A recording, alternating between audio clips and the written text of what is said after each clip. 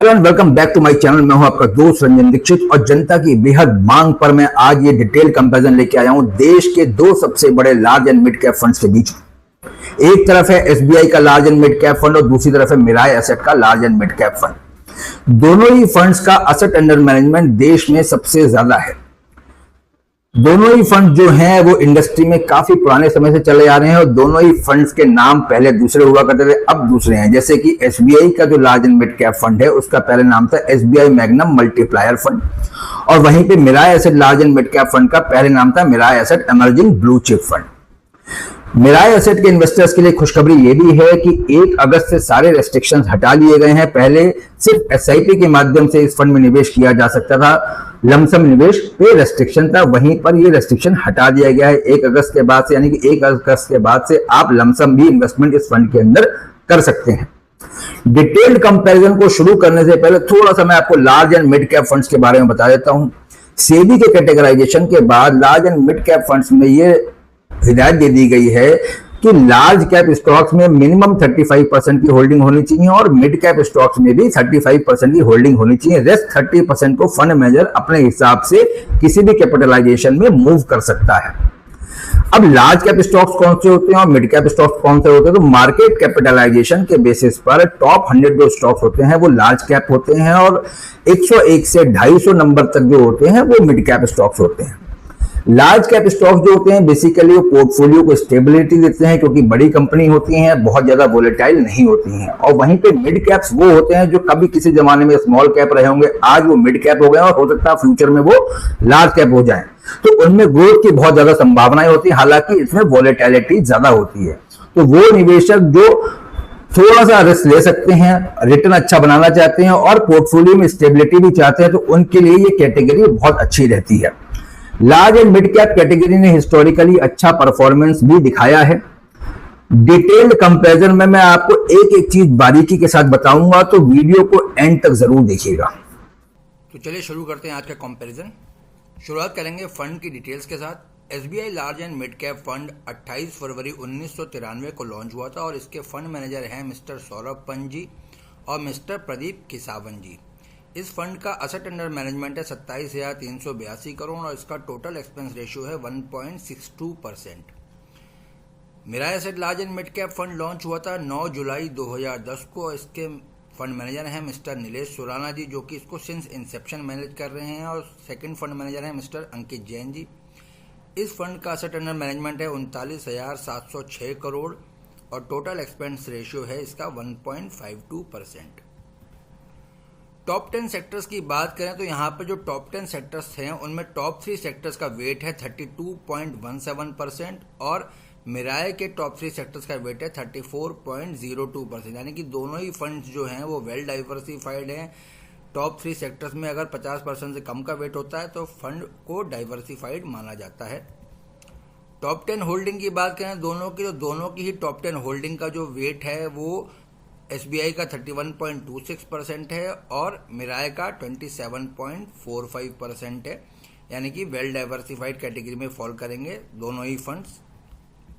ये कुछ स्टॉक्स हैं जो कि कॉमन हैं दोनों ही फंड्स के अंदर, जिसमें सबसे ज़्यादा होल्डिंग है एचडीएफसी बैंक की, आईसीआईसीआई बैंक की, state bank of India, Reliance industries और इन्फोसिस की। अब बात कर लेते हैं 3 साल के रोलिंग रिटर्न और रिटर्न डिस्ट्रीब्यूशन की। ये जो डाटा है वो 12 जुलाई 2010 से लेके 13 अगस्त 2024 तक का डाटा है। यहाँ पर 3 साल के रोलिंग रिटर्न की टोटल ऑब्जर्वेशंस जो आई हैं वो 2,897 आई हैं। रोलिंग रिटर्न थोड़ा समझा देता हूँ कि जैसे कि 12 जुलाई 2010 को किसी ने लमसम इन्वेस्टमेंट किया तो 12 जुलाई 2010 से 3 साल बाद क्या रिटर्न आया होगा, या किसी ने 13 जुलाई को इन्वेस्टमेंट किया तो 13 जुलाई से एग्जैक्ट 3 साल बाद क्या रिटर्न आया होगा, किसी ने 14 जुलाई को इन्वेस्टमेंट किया तो 14 जुलाई से एग्जैक्टली 3 साल बाद क्या रिटर्न आया होगा। तो टोटल 2,897 ऑब्जर्वेशन रिकॉर्ड हुई हैं। यहाँ पर अगर आप देखें तो SBI large and mid cap का 3 साल के होल्डिंग पर -12% तक गया है, वहीं पर मिराय एसेट का -4% का ही रिटर्न रहा है। वोलेटिलिटी ऑल्दो मिराय की ज़्यादा है 24.56%, वहीं पर एसबीआई की 22.38 है। हायर की बात करें तो एसबीआई का हायर रिटर्न जो गया है वो 93.62%, यानी कि 3 साल पहले अगर किसी ने 1 लाख रुपए का इन्वेस्टमेंट किया तो उसके 1 लाख रुपए के 1,93,620 रुपए हो गए। वहीं पर मिराई एसेट में 119.47% का रिटर्न बना, यानी कि 1 लाख रुपए के 2,19,470 रुपए हुए हैं हायर जोन में। एवरेज रिटर्न में भी मिराई एसेट ऊपर है 63.62, वहीं पे एसबीआई का रिटर्न है 48.12%। अब ये रिटर्न्स जो है वो डिस्ट्रीब्यूट कैसे हुए हैं परसेंटेजेस में, वो यहाँ पे आप देखिए, बहुत ही इंटरेस्टिंग डाटा है ये। -12 to 0% जो है वो 3.59% टाइम्स जो रिटर्न रहा है, और -12 to 55% से 0% के बीच में रहा है SBI large and mid cap का। वहीं पे मिराई एसेट का केवल 0.14% टाइम ही ऐसा हुआ है जो 0 के नीचे रिटर्न रहा हो। वहीं पर अगर आप मेजोरिटी टाइम देखेंगे तो एसबीआई का जो मेजोरिटी टाइम रिटर्न है वो यहाँ पर रहा है 25% से लेकर 80% के बीच में। वहीं पे मिराई का जो मेजोरिटी टाइम रिटर्न रहा है वो 50% से 120% के बीच में रिटर्न रहा है। ये जो रिटर्न है मैं एब्सोल्यूट टर्म्स में बात कर रहा हूँ। अब बात कर लेते हैं 5 साल के रोलिंग रिटर्न की, तो सिमिलर डेट्स हैं। चूंकि 5 साल का है तो इसलिए ऑब्जर्वेशंस कम हुई हैं, यहाँ पर 2377 ऑब्जर्वेशंस आई हैं। यहाँ पर भी अगर आप देखें तो मिराई एसेट की वोलेटिलिटी ज़्यादा है 25.20, वहीं पे एसबीआई की वोलेटिलिटी 19.83 है। लोअर साइड रिटर्न की बात करें तो एसबीआई ने पॉजिटिव 3.86% का भी लो दिखाया है, यानी कि 1 लाख रुपए किसी ने जमा करे तो उसके 1 लाख के 1,03,086 रुपए भी हुए हैं 5 साल में। वहीं पर यहाँ पर मिराई में देखें तो 32.92, यानी कि बेयर मिनिमम जो है 1 लाख रुपए के 1,32,920 तो मिले ही आदमी को, और हायर साइड में 156.35%, यानी कि 1 लाख रुपए के 2,56,350 हुए हैं मिराई में। वहीं पर एसबीआई में 1 लाख के 2,14,570। एवरेज रिटर्न जो रहा है वो भी बड़ा ही इंप्रेसिव रहा है मिराई का 104.12, वहीं पे एसबीआई का रहा है 75.87। अब यहाँ पर भी अगर आप डिस्ट्रीब्यूशन देखेंगे तो एसबीआई का मेजोरिटी टाइम जो रिटर्न रहा है वो 30% से 120% के बीच में रहा है, 50% से ऊपर 60 to 90%। वहीं पर अगर आप मिराई में देखेंगे तो मिराई का मेजोरिटी टाइम रहा है 60% से 160% के बीच में, और मेजोरिटी टाइम 39.55% टाइम जो है 90% से 120% के बीच में, यानी कि मिराई एसेट ने 3 साल और 5 साल दोनों में एसबीआई को बीट किया है।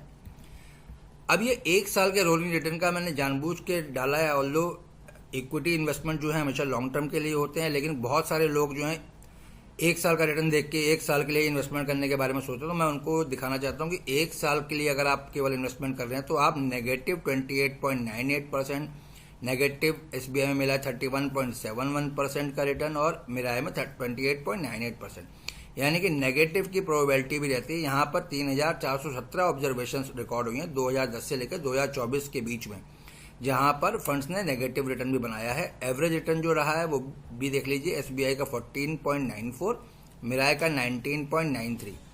अब यहाँ पे डिस्ट्रीब्यूशन की बात करें तो 14% टाइम जो है मिराई का फंड जो है उसने 0 से नीचे रिटर्न दिया, यानी नेगेटिव जोन में रिटर्न दिया, और एसबीआई ने -6 जो है 16% टाइम जो है नेगेटिव रिटर्न दिया है। मंथली एसआईपी की बात करते हैं तो यहाँ पे मैंने 10 साल का डाटा लिया है, 14 अगस्त 2014 से लेकर 13 अगस्त 2024 तक का।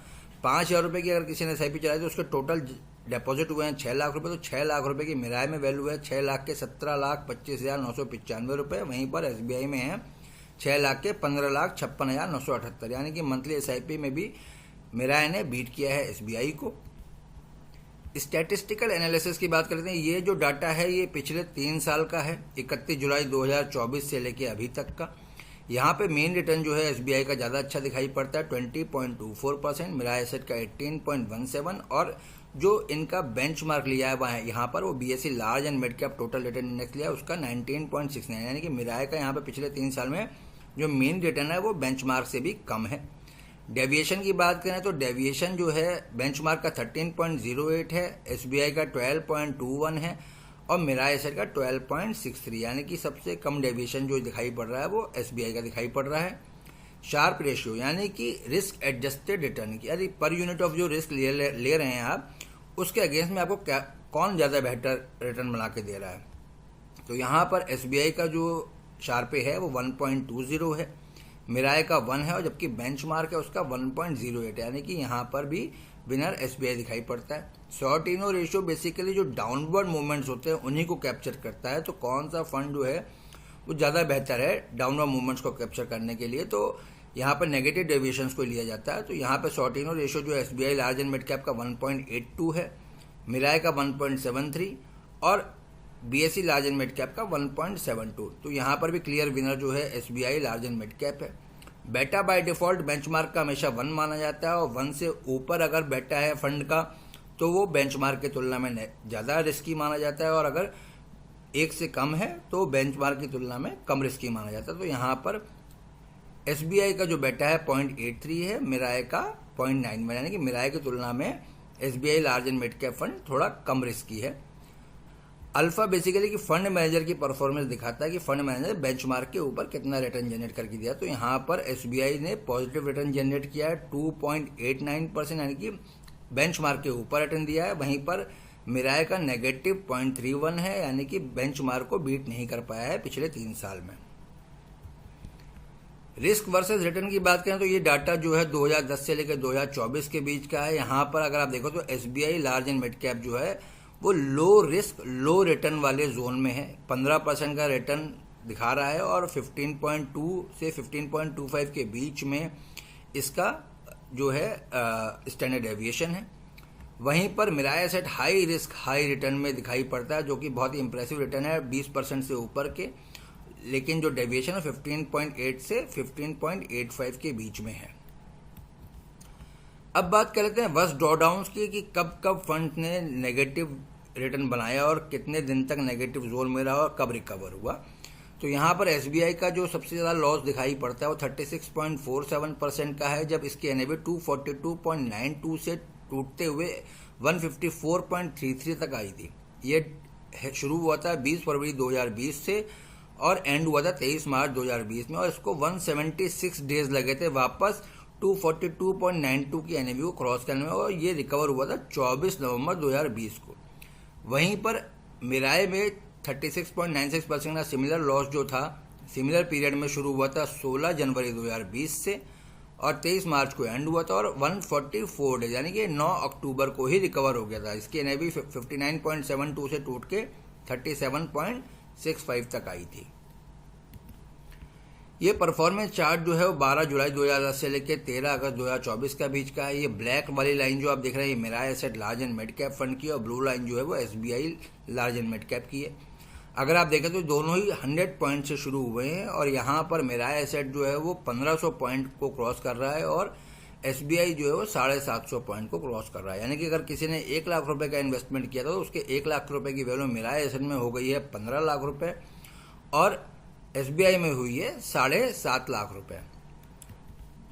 अब एक डाटा कोविड फेज का भी दिखा दे रहा हूं मैं आपको। जब 23 मार्च के बाद मार्केट में रिकवरी आई थी तो दोनों ही फंड्स गिरे हुए थे। उसके बाद सबसे ज़्यादा कौन रिकवर करा, तो अगर आप देखेंगे तो यहाँ पर ब्लैक लाइन जो है वो मिराय की है, ब्लू लाइन जो है वो एसबीआई की है।